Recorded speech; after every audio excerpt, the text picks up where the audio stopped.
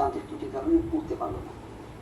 এই ঘটনাগুলি কিন্তু গত মানে 1 মাসেরও কম এগুলো কিন্তু সংকেত। আমি কিন্তু প্রতিটা ঘটনার আজকে মাইলস্টোনের ঘটনাটা আমরা সকলে জানতে পেরেছি, কারণ অনেক মানুষের প্রাণহানি হয়েছে যান্ত্রিক ত্রুটির কারণে। এমন অনেক অ্যাক্সিডেন্টই হয়ে থাকে প্রায়শই, যেগুলো আমাদের কানেও আসে না, কারণ সেগুলো জায়গায় বেশি একটা ক্ষয়ক্ষতি হয় না, এই জন্য কানে আসে না। আজকের বিষয়টা অনেক বেশি হৃদয় বিদারক, এই কারণে আমরা সকলেই জানতে পেরেছি। আজকে মাইলস্টোনের অ্যাক্সিডেন্টটা দেখার পরে সকলের মনে একটাই প্রশ্ন, যে আমরা কোথায় নিরাপদ? বাড়িতে, স্কুল একটা নিরাপদ স্থান।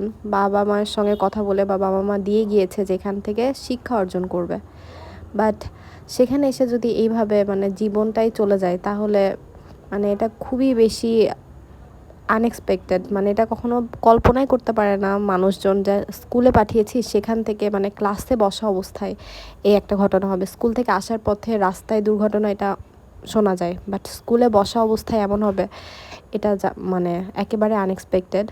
তো আমরা এটাই জানি যে দুর্ঘটনা বলে কয়ে আসে না, বাট বারবার একই টাইপের রিপিটেশন, এটা কিন্তু সাবধানতার অভাবেই হয়ে থাকে। এটা নাকি যুদ্ধ বিমান ছিল, তারপরে এটা একটা জনবহুল এরিয়া, ঢাকার মতো একটা জায়গায় উত্তরাতে ট্রেনিং বিমান কি করে আসে? আর এটা পাইলটের দোষ ছিল না যান্ত্রিক ত্রুটি ছিল, ইট ডাজন্ট ম্যাটার, অসাবধানতা অবশ্যই ছিল। তাছাড়া এতগুলো মানুষের মানে ক্ষতি হওয়া ইম্পসিবল। এটা বারবারই মানে বলতেছি যে অ্যাক্সিডেন্ট বলে কয়ে আসে না, বাট সাবধান তো থাকতে হবে মানুষকে। একই মাসের মধ্যে মানে বাংলাদেশের বিমান, এর আগেও 3টা অ্যাক্সিডেন্ট হয়েছে, এটা চতুর্থ, যেটাতে আমরা সকলে জানতে পেরেছি। এর আগে একটা হয়েছে কক্সবাজারে, আরেকটা হয়েছে মক্কাতে, আরেকটা দুবাইয়ে।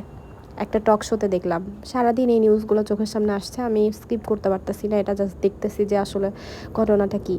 পাইলটটা জাস্ট 6 মাস আগে বিয়ে করেছিলেন, ওনার বাসা রাজশাহীর উপশহরে, আর ওনার নাম তৌকির দেখলাম। তো পাইলট তৌকির, উনি জাস্ট ম্যারিড, মানে নিউলি ম্যারিডই বলা চলে। সেই মানুষটার লাইফও চলে গেল। আর দুর্ঘটনাস্থলে মানে তখনই 20 জনের জীবন শেষ হয়ে গিয়েছে, এটা জানা গিয়েছে। আর আহত তো প্রায় 200-র মতো।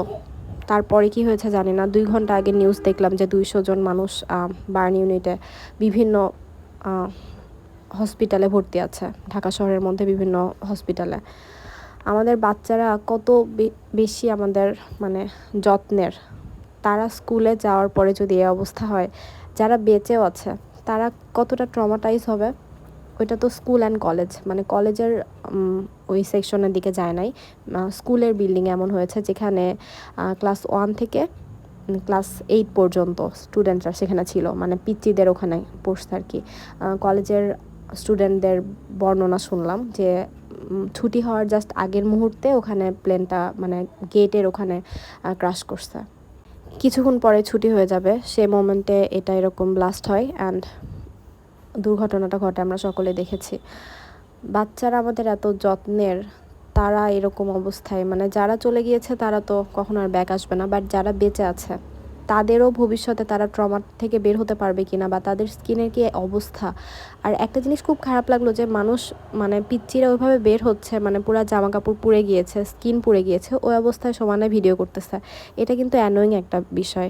যেগুলো ইম্পর্ট্যান্ট বা ইনফরমেশনের জন্য অবশ্যই মানুষ ভিডিও করবে, বাট প্রতিটা সিচুয়েশন তো ভিডিও করে দেখানোর কিছু নাই।